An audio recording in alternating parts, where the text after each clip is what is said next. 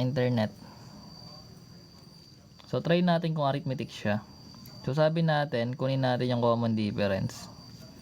A sub 2 minus A sub 1. Then check natin siya sa A sub 3 minus A sub 2. Which means magkakaroon tayo ng 2m minus m minus 2. Ito yung A sub 2 natin. Yung subtraction ito. Yung A sub 1 mo is m minus 2. So basically magkakaroon ka ng 2m minus m plus 2. Or magkakaroon tayo dito ng m plus 2 para dito sa una. Then i-check natin siya. Hey, thank you, Joy.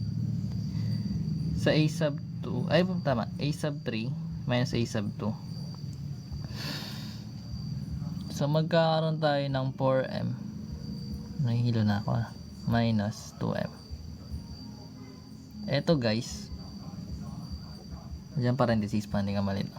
Or magkakaroon ka ng 4m minus 3 minus 2m. Hindi naman siya arithmetic. Arithmetic ba siya? So magiging 2m to minus 3. Hindi naman sila parehas. Hindi nga.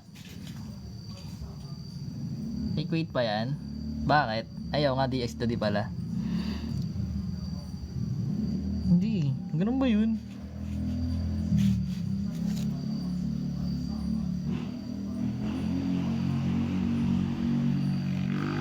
Hindi yun. Ba't galit ka? Sa magkakaroon ka ng dx to d. Talaga, arithmetic to ya. Hindi ako kumbinsido.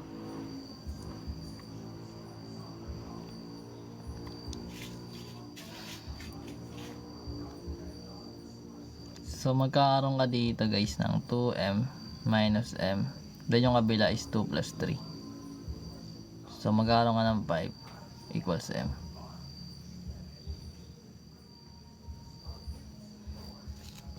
Then pag nilagay natin siya dito, sabi nyo kasi arithmetic, kaya sinusunod ko lang siya sabi nyo.